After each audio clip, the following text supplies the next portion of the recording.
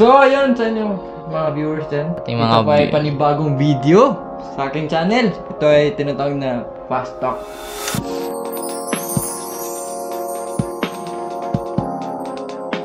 Ako pala si Arif. At ako naman si Mujairin Kadatuan. And here's our Instagram handles. This one. Alright. Kumuha kami ng mga questions sa Google para sa inyo. To get to know us. To know us even better. Kung sino bias namin, ganun. Ay. Bini agad. Okay, let's go. First question of the video. If you had to pick a single word to describe this year so far, what would it be? Blooming. Bloom shampoo. Ikaw. Photocards. Baka naman. Baka naman. How long do you think you could survive on your own? 1 day. 1 hour. What was your last aha moment? Ay. No. Kanina lang. What recent experience made you feel old? Ngayon, nga mataas na ako. I'm taller than everyone. Ako rin yung umiga lang ako sa igas, nakita nila sumubra yung pako lang. Tangkad mo na, ang laki mo na. Tumanda ka na. What's your current golden rule when it comes to living life? Golden rule. Don't mind others. Have fun. Fun daw, guys. Don't mind him. Make proper decisions in your life. Think twice. Guys, think twice. 3 times. If you had an extra hour a day that had to be allocated to one specific purpose, how would you use it? Mag-scroll pa. Scroll pa. Ako, pag sa school recess ata. What's the story behind why you replaced the last phone you had? Luma na, naglalag eh.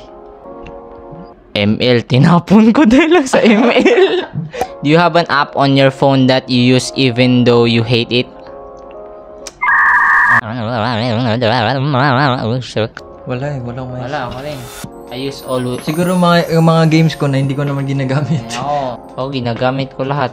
What do you consider to be the smartest thing you've ever done in your life so far? Mag-commute. Wag mo i-expose sarili mo, par. What's your most recent passion? Maging recent P-pop idol. Editing. What are you currently juggling in your life? Mga pet peeves. Paikot. Meron saan nga sunod na segment tong video na to. Pero wala eh. Tatanga-tanga ako. Ayun, autofocus yung kasunod na clip. Skip na lang natin sa kwentuhang bini namin. Let's go!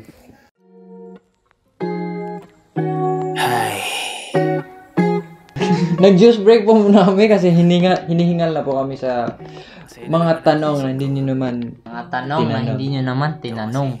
10 katanungan para sa mga blooms dyan. Comment kayo, sagutin nyo din kung interesting sa inyo. Tanong namin, sagot namin. Number 1. Who is your bias in Bini and why? It's Bini Colette. Why? Bias ko siya because, you know, the vibe, yung pagiging protective niya sa girls, yung side profile pa, boy. She's giving the Bisaya vibe, you know. Ako naman, it's Bini Mika. Why? Because why not? Ako not. Bini Mika is very adorable. Ang lakas ng dating, ang angas. Pero nagustuhan ko talaga siya dahil napaka-cute niya sa mga kumulay. Who is your bias wrecker? Bias wrecker si Maloy. Bakit? Ganahan ko, Globy. Bakit niya like a bubble gum. Ako naman si Bini Gwen. Parang nilalamangan yung angas ni Mika eh. Lalo na pag nasa stage, tingnan niyo yung cover niya ng Fever. Grabe, charisma. When did you start stunning Bini? Yung April, guys, nung Clearance Day kay problemado kay ko.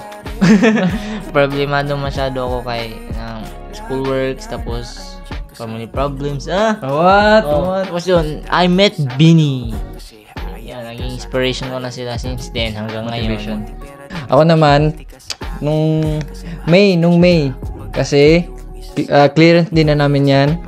Tapos ipapasayo sa amin yung salamin. Pero hindi na to, libuti naman. Bagsak kasi. Pero nung sinabi yun, siyempre, nag-search ako ng mga step by step. Tapos yun, nagtuloy-tuloy na. Nasa feed ko na sila lahat. Best ship. Best ship kay Hambebe. Ano natin, di ba? Siyempre, Hambebe, agree ako. Hambebe. Because there's Great Wall of China. Favorite song? Alam na. 2, 3, Carrera! Hey! Carrera. Ang lakas ng tamay. Parang tagos sa itlog. Basta yun. Ramdam mo yung kanta. Lalo na sa... What do you think is the most underrated song of Beanie? It's golden era. O naman yung 8. Favorite MV. Ako, personally gusto ko yung I Feel Good. Ang dahilan ko lang naman ay si Mika. Siyempre, loyal tayo kay Mika. Ano ba? Para sa akin kay yung Cherry on Top. Hindi ko siya favorite kasi bago, you know. Doon na talaga nag-boom yung Beanie, as in less than 4 hours 1 million na agad sa YouTube. Like, galing. If you were to sing one line, what would it be? Yung karera talaga pinamaganda eh. Ako yung line ni Stacy.